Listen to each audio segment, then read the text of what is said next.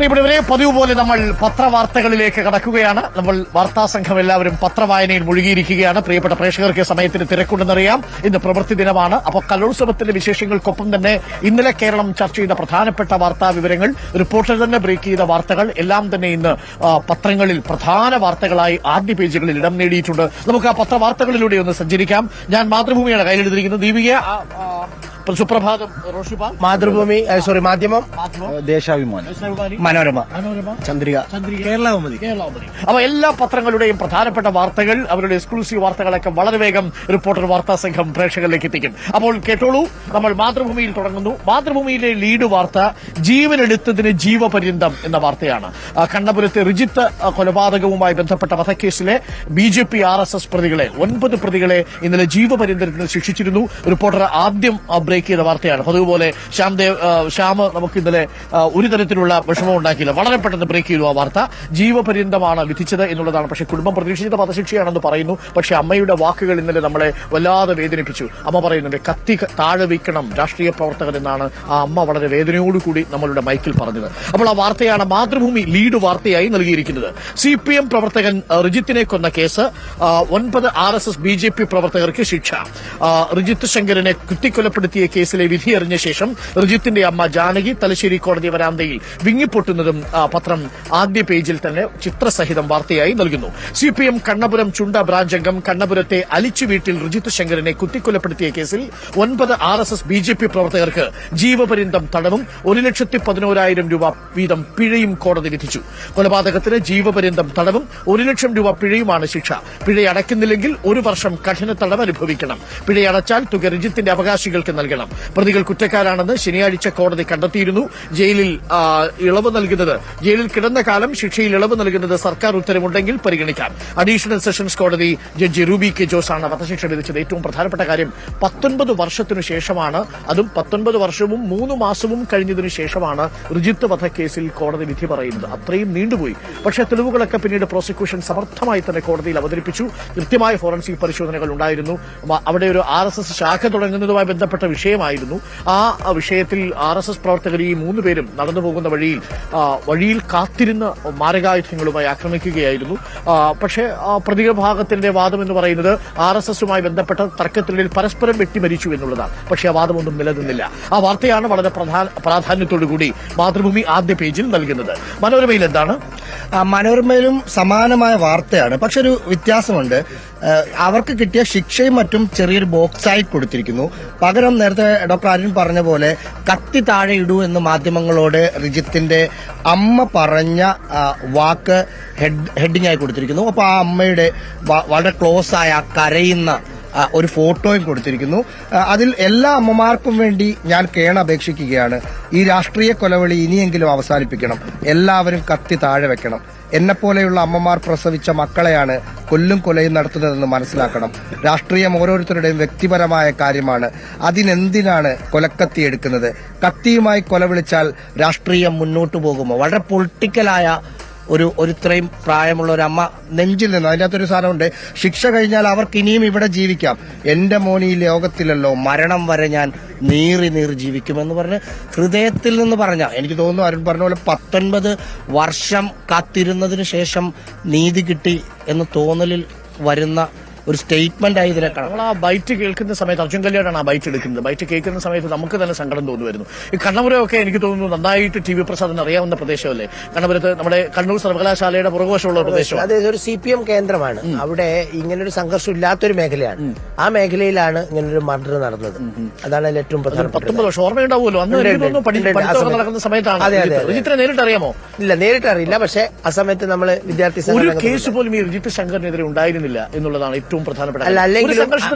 അല്ലെങ്കിൽ സാറേ, ഇത്തരം സംഘർഷം നടക്കുമ്പോൾ പ്രധാനപ്പെട്ട ഒരു കാര്യം, ഇതിൽ അകപ്പെടുന്നത് പലപ്പോഴും ഒന്നിനും പോകാത്തവരാണ്. കാരണം ഒരു സംഘർഷം നടന്നാൽ എന്തിനെങ്കിലും പോകുന്നവർ അവരുടെ പ്രതിരോധത്തിന്റെ ഭാഗമായി എവിടെയെങ്കിലും പോയി ഒളിക്കും. സ്വാഭാവികമായി ധൈര്യത്തോടെ വീട്ടിൽ കിടന്നുറങ്ങുന്നവരാണ് പലപ്പോഴും ഈ കൊലക്കത്തിക്ക് ഇരയാവുന്നത് എന്നുള്ളതാണ്. അവരവര് ചെയ്യുന്നവര് പോയി സുരക്ഷിതരായി. ആ സമയത്തൊക്കെ ഉത്തരമലബാറിൽ രാഷ്ട്രീയ സംഘർഷം നടക്കുമ്പോൾ പ്രകോപിതരായ ഇപ്പോ ഒരാൾ കൊല്ലപ്പെടുന്നു, എതിരാളികൾ പ്രകോപിതരാകും. അവർ ഏതെങ്കിലും എതിരാളിയെ കണ്ടെത്താൻ ശ്രമിക്കും. അപ്പോൾ ഒട്ടും പ്രതീക്ഷിക്കാതെ വീട്ടിലിരുന്ന് ഭക്ഷണം കഴിക്കുന്ന ആളുകളെ ഭക്ഷണം കഴിക്കുന്നതിനിടയിലൊക്കെ വീടിനകത്ത് മക്കളുടെയും ഭാര്യയുടെയും മുന്നിൽ വെട്ടിക്കൊന്ന് അതൊക്കെ അന്ന് ആ സമയത്ത് ഇതിൽ ഇപ്പോ മനോരമ മനോഹരമായി ലേഔട്ടും ചെയ്തു. അതിൽ ഇന്നത്തെ എനിക്ക് തോന്നുന്നു മനോരമയുടെ ആ ആംഗിൾ വളരെ correct ആണ്. വലിയ മാറ്റമുണ്ട്. വലിയ മാറ്റം കഴിഞ്ഞ 4-5 വർഷമായിട്ട് അത്തരം സംഭവങ്ങൾ നടക്കുന്നേ ഇല്ല തന്നെ പറയാം. ടി ചന്ദ്രശേഖരൻ കൊലപാതകത്തിന് ശേഷം കുറഞ്ഞു താരതമ്യേന രാഷ്ട്രീയ കൊലപാതകം. പിന്നെ ഈ പെരിയ മർഡറും കൂടെ കഴിയുമ്പോഴത്തേക്ക് ഉത്തര മലബാറിൽ താരതമ്യേന പ്ലാൻ ചെയ്തുള്ളത് തീരെയില്ല. തീരെയില്ല. CPM അന്നത്തെ ആ ചർച്ച വളരെ വിജയകരമായിരുന്നു. മറ്റേ RSS പ്രവർത്തകരുമായിട്ട് നമ്മുടെ കടക്കുപുറത്ത് എന്ന വിവാദം വരുന്ന സമയത്ത് നമ്മുടെ ഗസ്റ്റ് ഹൌസിൽ വെച്ച് കൂടിക്കാഴ്ച നടന്നു. ആണ് എന്ന് മാത്രമല്ല എനിക്കൊന്ന് ഇപ്പം കുറച്ചായിട്ട് ലിസ്റ്റ് ഇട്ട് കൊലപ്പെടുത്തുന്നത് നമ്മൾ കണ്ടതല്ലേ. STP RSS സംഘർഷം നടന്ന സമയത്ത് ഓരോ ലിസ്റ്റ് ഇടുന്നു. അന്ന് സന്ദീപ് വാര്യരെ ടാർഗറ്റ് ചെയ്തു എന്ന സാധനം. അതായത് പണ്ട് കണ്ണെ കാണുന്നവരെ വെട്ടുന്ന രീതിയാണെങ്കിൽ ഇപ്പം ഒന്നല്ലെങ്കിൽ പ്രസാദ്, അല്ലെങ്കിൽ റോഷി, അല്ല അരുൺ, അല്ല റഹീസ് എന്ന് 1, 2, 3 ഉണ്ട്. അതിന് ടാർഗറ്റ് ഉണ്ട്. അതിട്ട് കൊലപ്പെടുത്തുന്ന ഒരു രീതിയിലേക്ക് കൂടി വന്നിട്ടുണ്ട്. അപ്പൊ നമുക്ക് മറ്റു വാർത്തകളിലേക്ക് പോവാം. ഇനി നമുക്ക് മാധ്യമത്തിലേക്ക് എത്തിയാൽ TV പ്രസാദ്, മാധ്യമത്തിലെ വാർത്ത നല്ല കൗതുകമുള്ള വാർത്ത. ഇന്നലെ നമ്മുടെ PR സുനിൽ ബ്രേക്ക് ചെയ്ത വാർത്തയാണ്. മിക്ക പത്രങ്ങളിലുണ്ട് പ്രധാന വാർത്തയായിട്ട്. സർവകലാശാലകളിൽ ഇനി ആർക്കും VC ആകാം. BC ആവാൻ TV പ്രസാദിന് അവസരമുണ്ട്. പക്ഷേ അതായത് സർവകലാശാല വൈസ് ചാൻസലറാകാൻ പ്രൊഫസറായി 10 വർഷം പരിചയമുള്ള അക്കാദമിക് വിദഗ്ധരെ മാത്രം പരിഗണിച്ചിരുന്ന നിബന്ധന മാറ്റി യൂണിവേഴ്സിറ്റി ഗ്രാന്റ് കമ്മീഷൻ UGC പുറത്തിറക്കിയ പുതിയ കരട് ഭേദഗതി പ്രകാരം പ്രൊഫസറായി 10 വർഷം സേവന പരിചയമുള്ള അക്കാദമിക് വിദഗ്ധന് പുറമെ ഗവേഷണ സ്ഥാപനങ്ങളിലോ അക്കാദമിക് ഭരണ സ്ഥാപനങ്ങളിലോ സീനിയർ തരത്തിലുള്ളവരെ പരിഗണിക്കാം. അതായത് IASകാരും പൊതുമേഖലാ വ്യവസായ സ്ഥാപന മേധാവികളും പണ്ഡിതരാണെന്ന് ബോധ്യപ്പെട്ട പണ്ഡിതർ. ഇപ്പൊ ബോബി ചെമ്മണ്ണൂര് കലാമണ്ഡലത്തിന്റെ ഒരു ഭരണസമിതിയിൽ എത്തിക്കഴിഞ്ഞാൽ ബോബി ചെമ്മണ്ണൂരിനെ വേണമെങ്കിൽ VC ആക്കാം. അപ്പോ ഈ പറയുന്ന കഥാപാത്രങ്ങളെയൊക്കെ പുള്ളി പറഞ്ഞ് നടക്കുന്നുണ്ടല്ലോ. അതൊക്കെ കുട്ടികൾക്ക് കുറച്ചുകൂടി നന്നായിട്ട് പഠിക്കും. അതായത് നമ്മുടെ പൊതുമേഖലാ സ്ഥാപനങ്ങളുടെ തലപ്പത്ത് IPS ഉദ്യോഗസ്ഥരൊക്കെ വരുന്നത് പോലെ നാളെ വൈസ് ചാൻസലറായി പല ആളുകളും ഇങ്ങനെ കയറി വരാം. അക്കാദമിക് യോഗ്യത വേണ്ട എന്നാണ് എല്ലാ പത്രങ്ങളിലും ആ ആദ്യ പേജിൽ തന്നെ വാർത്ത കൊടുക്കുന്നുണ്ട്. VC ആകാൻ ഇനി അധ്യാപനം നിർബന്ധമല്ല. UGC മാർഗരേഖ എന്ന തലക്കെട്ടിലാണ് മാതൃഭൂമി ആ വാർത്ത കൈകാര്യം ചെയ്തിരിക്കുന്നത്.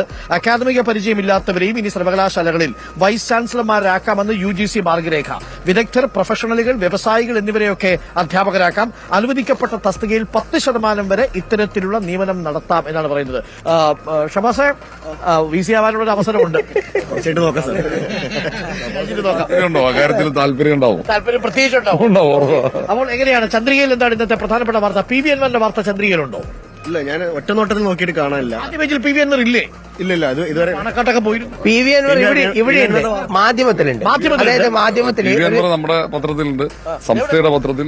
പത്രത്തിലുണ്ടോ? പിന്നെ PV അൻവർ ഇല്ലാതെ സംസ്ഥയുടെ പത്രം ഇറങ്ങില്ലല്ലോ. മാത്രമല്ല അതിൽ മനോഹരമായ പടം വെച്ചിട്ടുണ്ട്. PV അൻവർ പാണക്കാട് സെയ്ദ് സാദിഖ് അലി ശിഹാബ് തങ്ങളെ കാണാനെത്തിയപ്പോൾ ആ വാർത്ത ഒക്കെ നന്നായി കൊടുത്തിട്ടുണ്ട്. PV അൻവർ പാണക്കാട്ടെത്തി. രാഷ്ട്രീയ ചർച്ച നടന്നിട്ടില്ലെന്ന് സാദിഖ് അലി തങ്ങൾ. രാഷ്ട്രീയ പ്രവേശനം UDF ചർച്ച ചെയ്ത് തീരുമാനിക്കുമെന്ന് പ്രതീക്ഷ പ്രകടിപ്പിക്കുകയാണ് അൻവർ. പത്രത്തിന്റെ ഉൾപേജിലുണ്ട്. മാധ്യമത്തിൽ വന്നിരിക്കുന്നല്ലോ സാറേ. അതായത് അൻവറിനെതിരെ മറ്റൊരു നല്ല കാർട്ടൂണാണ്. ഒരു ഭാഗത്ത് ആര്യാടൻ ഷൗക്കത്ത്, ഒരു ഭാഗത്ത് അൻവർ. അപ്പൊ അൻവറിനെതിരെ വിമർശനവുമായി ആര്യാടൻ ഷൗക്കത്ത്. എന്റെ താഴെ കമന്റ് മണ്ഡലം 1 ഒരു വിലാപം. അതെ, രണ്ടുപേരും ഇതിലെ റിപ്പോർട്ടറാണ്. നമ്മളാണ് ആ വാർത്ത ആര്യാടൻ ഷൗക്കത്തിന് ബൈറ്റ് എടുത്ത് കൊടുത്തത്. അപ്പൊ ആര്യാടൻ ഷൗക്കത്ത് വളരെ കെയർഫുൾ ആയിട്ട് പറയുന്നുണ്ടായിരുന്നു, ഇത് അൻവറിന്റെ വേർഷൻ മാത്രമാണ്. അങ്ങനെയാണ് പറയുക. അൻവറിന്റെ വേർഷൻ മാത്രമാണ്. UDFO നേരത്തെ തൃണമൂൽ കോൺഗ്രസോ DMKയോ അഭിപ്രായം പറഞ്ഞിട്ടില്ലല്ലോ. അതുകൊണ്ട് UDFO അഭിപ്രായം പറയില്ല എന്നൊരു പ്രതീക്ഷ അദ്ദേഹത്തിനുണ്ട്. അത് നമ്മളൊരു 3 പേര് അതുവഴി പോകും. നമ്മുടെ 3 ആർട്ടിസ്റ്റുകളാണ്. 3 ആർട്ടിസ്റ്റുകളാണ്. 3 ചെറുപ്പക്കാർ വരുന്നുണ്ട്. 3 സ്കൂൾ കുട്ടികൾ കൂടി നമ്മുടെ ഈ പരിപാടിയിൽ പങ്കെടുക്കാൻ വേണ്ടി എത്തുന്നുണ്ട്. സ്കൂൾ കുട്ടികളല്ലെന്ന് തോന്നുന്നു അല്ലേ? അവർ നമ്മുടെ വേഷം ഇട്ടാണ്. അതാ സുനിഷ അയ്യല്ലൂർ. അതാ ഹായ് ആമിന. Good morning. റിപ്പോർട്ടറിന്റെ യങ് വൈബ്രന്റ് വാർത്താ സംഘത്തിലേക്ക് എത്തിയ നമ്മുടെ കലാകാരികൾ കൂടിയായ കവിത എഴുതിയില്ലേ സുനീഷ? ആമിന കവിത എഴുതിയില്ലേ? അപ്പോ അതൊരു ശിക്ഷയായി. അപ്പോൾ നമുക്ക് എന്തായാലും നന്നായിട്ട് കവിത എഴുതുന്ന കുട്ടിയാണ് നമ്മുടെ സുനീഷ. അതുപോലെ നമ്മുടെ VS രഞ്ജിത്തിന്റെ തുള്ളൽപ്പാട്ട് വളരെ ഹിറ്റായിട്ടുണ്ട്. വളരെ ഹിറ്റായിട്ടുണ്ട്. അപ്പോ നമ്മൾ വാർത്തയിലേക്ക് തുടരുന്നു. മറ്റു വാർത്തയിലേക്ക് എത്തിയാൽ റിനു. നമുക്കിന്ന് ഏറ്റവും പ്രധാനപ്പെട്ട ഒരു വാർത്തയാണ്. പക്ഷെ കേരളമതി ചെറിയൊരു കോളത്തിലാണ് കൈകാര്യം ചെയ്തത്. ചെയ്തിരിക്കുന്നത്. റോഡപകടങ്ങളിൽ ആശുപത്രികളിൽ ക്യാഷ്ലെസ് ചികിത്സ കേന്ദ്ര സർക്കാർ, അതായത് റോഡപകടങ്ങളിൽ പരിക്ക് ഏൽക്കുന്നവർക്കാണ് ആശുപത്രിയിൽ ക്യാഷ്ലെസ് ചികിത്സ ലഭ്യമാകുമെന്ന് കേന്ദ്ര ഉപരിതല ഗതാഗത മന്ത്രി നിതിൻ ഗഡ്കരി അറിയിച്ചു. അപകടം നടന്ന 24 മണിക്കൂറിനുള്ളിൽ പോലീസിൽ റിപ്പോർട്ട് ചെയ്താൽ 7 ദിവസം വരെയോ പരമാവധി 1.5 ലക്ഷം രൂപ വരെയോ ചികിത്സ ലഭിക്കും 7 ദിവസത്തിനകം. അതായത് മരണമുണ്ടാകുന്ന ഹിറ്റ് ആൻഡ് റൺ കേസുകളിൽ ആശുപത്രി ആശ്രിതർക്ക് നഷ്ടപരിഹാരമായി 2 ലക്ഷം രൂപ ലഭിക്കുമെന്നും ഉള്ള ഒരു പ്രധാനപ്പെട്ട ഒരു വാർത്തയാണത്. ജനങ്ങൾ അറിയേണ്ടുന്ന ഒരു വാർത്തയാണ്. പക്ഷേ ചെറിയൊരു കോളത്തിലാണ് കൈകാര്യം ചെയ്തിരിക്കുന്നത്. മറ്റൊന്ന്, നേപ്പാൾ ടിബറ്റൻ അതിർത്തിയിൽ ഭൂകമ്പം 126 പേർ മരിച്ചു എന്നുള്ളതാണ് ഏറ്റവും സങ്കടകരമായിട്ടുള്ള ദുഃഖകരമായിട്ടുള്ള ഒരു വാർത്ത. ദേശീയ പത്രങ്ങൾ വലിയ പ്രാധാന്യത്തോട് കൊടുക്കുന്നു. ദീപികയും വലിയ പ്രാധാന്യം, ദീപികയുടെ ലീഡ് വാർത്ത തന്നെയാണല്ലേ? അതെ, ദീപിക അത് ടിബറ്റിലെ ഭൂകമ്പം 126 മരണം, അത് ലീഡ് വാർത്തയായി കൊടുത്തിട്ടുണ്ട്. 1000-ലേറെ ആളുകൾക്കാണ് പരിക്കേറ്റിരിക്കുന്നത്. പ്രേക്ഷകർ ഓർമ്മിക്കുന്നുണ്ടാവും, കുറെ വർഷങ്ങൾക്ക് മുമ്പ് ടിബറ്റിൽ ഇതേപോലെ ഈ നേപ്പാൾ അതിർത്തിയിൽ ഈ പ്രദേശത്തിന് ഏകദേശം 10 കിലോമീറ്റർ അപ്പുറത്ത് ഇതേപോലെ ഒരു പ്രഭവ കേന്ദ്രത്തിലുണ്ടായ ഭൂകമ്പത്തിൽ 10,000-കണക്കിന് മനുഷ്യരാണ് മരിച്ചത്. അപ്പൊ ഇന്നലെ ആ വാർത്ത വരുന്ന സമയത്ത് നമ്മളുടെ ഒരു ആശങ്ക ടിബറ്റിൽ സമാനമായ രീതിയിലുള്ള അപകടമാണോ അത് എന്നുള്ളതാണ്. റിക്ടർ സ്കെയിലിൽ 7.1 രേഖപ്പെടുത്തിയ വളരെ ഗുരുതരമായ, വളരെ ഭീതിയുണ്ടാക്കിയ ഒരു ഭൂകമ്പമായിരുന്നു ഇന്നലെ നേപ്പാളിന്റെയും ടിബറ്റിന്റെയും അതിർത്തിയിലുള്ളത്. ദേശീയ പത്രങ്ങളിലും ആ വാർത്തയുണ്ട് എന്ന് തോന്നുന്നു, അല്ലെ?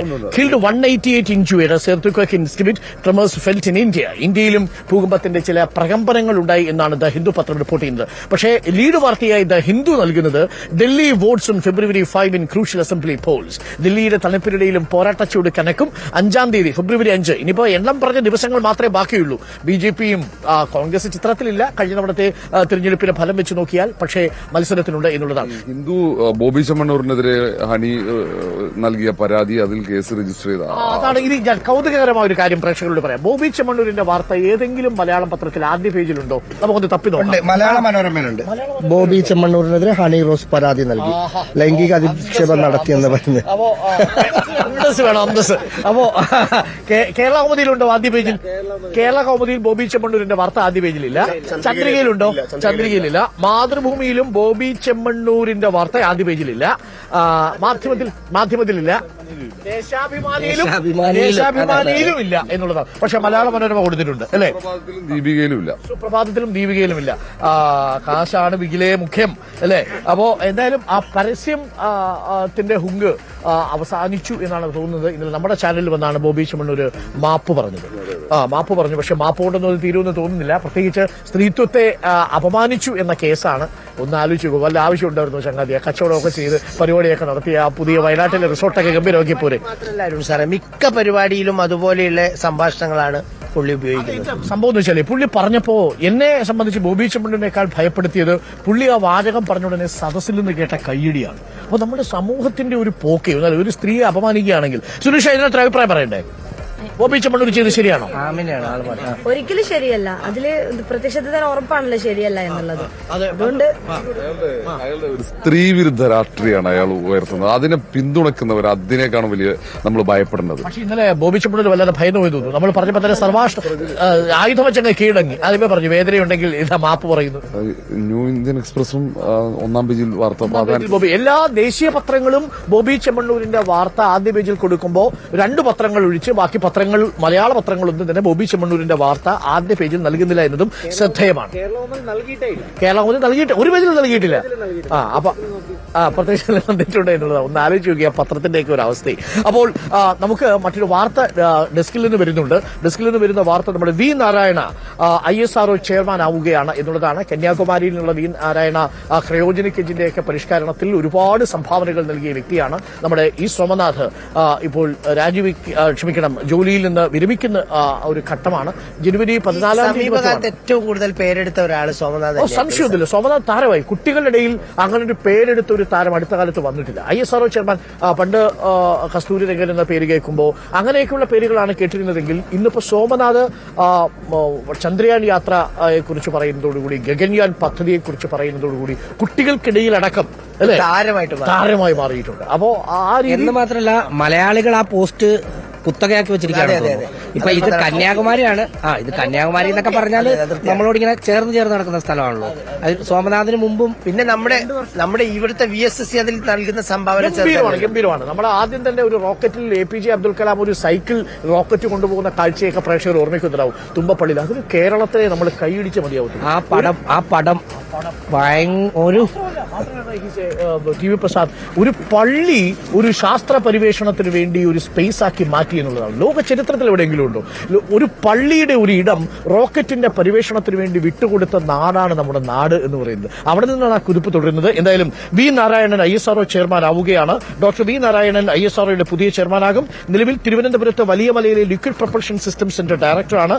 കലോത്സവത്തിന് കൊടിയിറങ്ങുമ്പോൾ അനന്തപുരത്തിന്റെ ഭാഗമായി ടി വി പ്രസാദിന്റെയും സംഘത്തിന്റെയും ഒപ്പം നമ്മൾ തിരുവനന്തപുരത്താണ് ഇപ്പോൾ ഉള്ളത്. നമ്മുടെ വാർത്താ സംഘം തയ്യാറായി കഴിഞ്ഞു. അപ്പോൾ ഈ കലോത്സവ നഗരിയുടെ ഏറ്റവും വലിയ അട്രാക്ഷൻ എന്ന് പറയുന്നത് സ്വാഭാവികമായും സ്റ്റേജുകൾ കഴിഞ്ഞാൽ പിന്നെ കലവറയായിരിക്കും, ഉറപ്പായിട്ടും അല്ലെ? ഒരുപക്ഷെ സ്റ്റേജിനേക്കാളും മുന്നിൽ. അതെ. മാത്രമല്ല ഇത്തവണ വളരെ നീറ്റായി വളരെ ഡിസിപ്ലിൻഡ് ആയിട്ടാണ് ഇവിടെ കലോത്സവം നടന്നത് എന്ന് ഒരിക്കൽ കൂടി നമ്മൾ പറയേണ്ടതുണ്ട്. അതിന് സംഘാടകരെ എത്ര അഭിനന്ദിച്ചാലും മതിയാവില്ല. ഒരു പിഴവും ഉണ്ടായിട്ടില്ല, അല്ലെ? കൃത്യമായ അറിയിപ്പുകളൊക്കെ കൊടുത്തിട്ടുണ്ട്. സാധാരണ നമ്മൾ രാത്രി ഒരുപാട് വൈകുന്ന പ്രവണതയൊക്കെ വേദികളുടെ എണ്ണം കൂട്ടി. അപ്പൊ ഏതാണ്ട് 9 മണിയാകുമ്പോ അല്ലെ സുനിഷ, ഏതാണ്ട് 9 മണിയാകുമ്പോ തീരുന്നുണ്ട്. വളരെ അപൂർവം നാടകം പോലെയുള്ള സമയത്താണ് ചില വേദികൾ. കുട്ടികൾക്ക് അങ്ങനെ ഒരു ബുദ്ധിമുട്ട് ഉണ്ടാക്കിയിട്ടില്ല, ഒരു പരാതിയും ആ അർത്ഥത്തിൽ കേട്ടിട്ടില്ല. ഇല്ല. വലിയ പരാതി കണ്ടെത്തുന്നത് ഇവിടേക്കാണ് ഞങ്ങളുടെ റിനു. പരാതി വല്ലതും കിട്ടിയിട്ടുണ്ടോ? ഒരു പരാതിയില്ല. പ്രത്യേകിച്ച് ഇവിടുത്തെ സംഘാടനം എന്ന് പറയുന്നത് മികച്ചതാണെന്നേ പറയാൻ പറ്റും. കാരണം ഉത്സവവേദിയിൽ കലോത്സവവേദിയിലൊക്കെ നമ്മൾ ക്യൂ കാണാറുണ്ട്, പക്ഷെ ഇവിടെ അതില്ല. അത് ഗംഭീരമാണ്. ആ കാര്യത്തിൽ ഏറ്റവും പ്രധാനപ്പെട്ട കുട്ടികളെ ഒരു തരത്തിലും വെയിലത്ത് നിർത്തി ബുദ്ധിമുട്ടിച്ചിട്ടില്ല. ഭക്ഷണത്തിന് വേണ്ടി അങ്ങനെ ബുദ്ധിമുട്ടുകളൊന്നും ഉണ്ടായിട്ടില്ല. അതിനൊരിക്കൽ കൂടി നമ്മൾ കലോത്സവത്തെ അഭിനന്ദിച്ചുകൊണ്ട് ഇന്ന് തീരാൻ പോവാണല്ലോ. പറയുമ്പോൾ നമ്മൾ എല്ലാ കാര്യങ്ങളും പറയണം. കുഴപ്പമുണ്ടെങ്കിൽ നമ്മൾ കുഴപ്പമുണ്ടെന്ന് പറയും, നല്ലതാണെങ്കിൽ നമ്മൾ കൈയടിക്കും. അങ്ങനെയല്ലേ ആമിന? നല്ലതാണ് നമ്മൾ അംഗീകരിക്കും. ആമിന ആദ്യമായിട്ടാണ് കലോത്സവ റിപ്പോർട്ടിങ്ങിന് വരുന്നത്? റിപ്പോർട്ടിങ്ങിന് ആദ്യമായിട്ടാണ്. കലോത്സവങ്ങൾക്ക് ഭക്ഷണമൊക്കെ കഴിച്ചു? നന്നായി കഴിച്ചു. റിപ്പോർട്ടിങ്ങിന് വന്നു, ഭക്ഷണമൊക്കെ കഴിച്ചു എന്നാണ് ആമിന പറയുന്നത്. റിപ്പോർട്ടൊക്കെ ചെയ്തു.